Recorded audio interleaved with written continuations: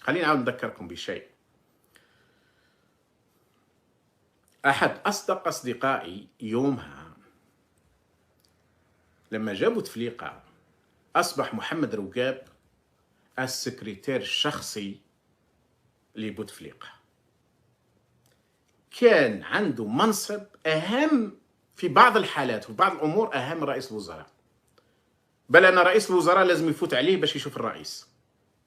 السكرتير الخاص والشخصي هذا كان صديقي، وكان يستقبلني في بيته حينما كنت أنا طالب في الثمانينات، وهو عنده بيته كان يومها في حيدرة، وكنت أنا طالب في المدرسة الوطنية للإدارة، لست بعيد عن البيت نتاعو.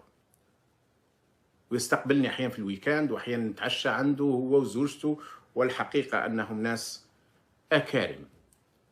لكن اختلفت معه فيما بعد، رفضت من 99 إلى 2006 7 سنوات وهو يحاول معي، وهو يسمع فيها الآن على الأرجح، أو يسمعني يقولوا له الناس، حاول معي عدة مرات. الرئيس يقول يطلب فقط، يعني بوتفليقة يوصل لي عن طريقه، والسعيد مرات عن طريقه، أني نطلب فقط أي منصب أي مكان.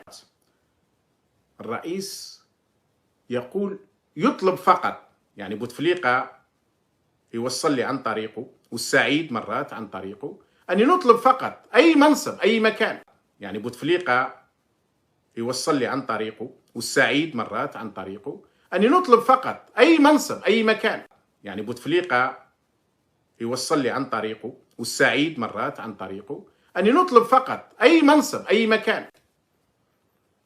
قلت له يا أخ محمد إنك لا تفهم ما معنى أن يكون الإنسان عنده مبادئ. عندما تؤمن بمبادئ وقيم يصبح عندك مال الدنيا كلها لا يساوي الحذاء اللي تمشي به أو التراب اللي تمشي عليه. عندما تؤمن بقضية، وما فيش حاجة أخطر وأهم من قضية الشعوب المظلومة، الأوطان المدمرة، أن ننقذها. الدليل هو سقط بوتفليقة الآن، لا أعرف هو أين يوجد الآن، لكن لا أستبعد أن العصابة تقوم باعتقاله بسجنه مثلا على سبيل المثال. ظل 20 سنة هو سكرتير الخاص.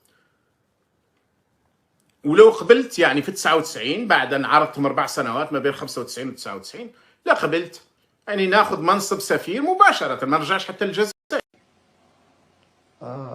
أنا استمعت لكما بإنصات وبدون مقاطعة، أتمنى فقط أن تستمعوا. تفضل يا أستاذ وليد. أعتقد أنني شاهدت وأنا صغير، أبلغ من العمر 10 سنوات، شاهدت العربي زيطوط في قناة الجزيرة يقول لو كنت في الجزائر، هذا سنة 2099، لو كنت في الجزائر لانتخبت على عبد العزيز بوتفليقة، لأن الجنرالات هم ضد بوتفليقة ولهذا سأنتخب على عبد العزيز بوتفليقة.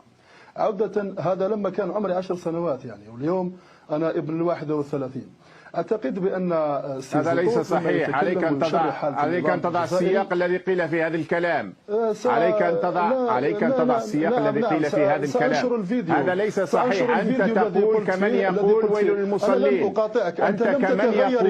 أنت كمن يقول ويل للمصلين. لا تقولني ما لم أقل. أنا قلت أني لم أقاطع لا تقولني ما لم أقل. أنت في بريطانيا ولكن تمارس سياسة ديكتاتورية. دعني أتكلم. لا أنت تكذب علي. أنت تقول كلام كذب علي، وبالتالي لا يستطيع أن. لا أنت تكذب علي.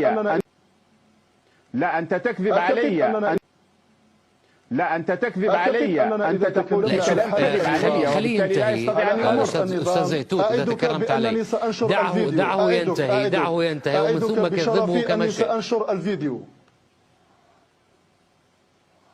أعتقد بأن إذا تكلمنا عن النظام الجزائري فالنظام، أعتقد نعم كاملا طبعا. هذا السؤال محمد عربي زيتوت، كيف تفسر أن 84% من الشعب الجزائري صوت للرئيس الجديد ولإصلاحاته ولمشاريعه ولاستراتيجياته؟ باختصار. أقول لك باختصار بسيط، لو كنت أنا في الجزائر لانتخبت لسيد بوتفليقة لسببين رئيسيين. السبب الأول أن لم يكن هناك منافس حقيقي للسيد بوتفليقة، هو كان الأفضل. السبب الثاني، جنرالات يكرهون بوتفليقة إذن علينا ببوتفليقة، لأن كل الجنرالات صرحوا. أنا أعطيك تصريحات نزار، جوادي، محمد العماري، كل جنرال له نفوذ قال هذا بوتفليقة عليه أن يرحل، لا نريده. هذا الرجل يستطيع أن يقول لهم أنا انتخبت ب 84% من الجزائريين، أنا الرئيس.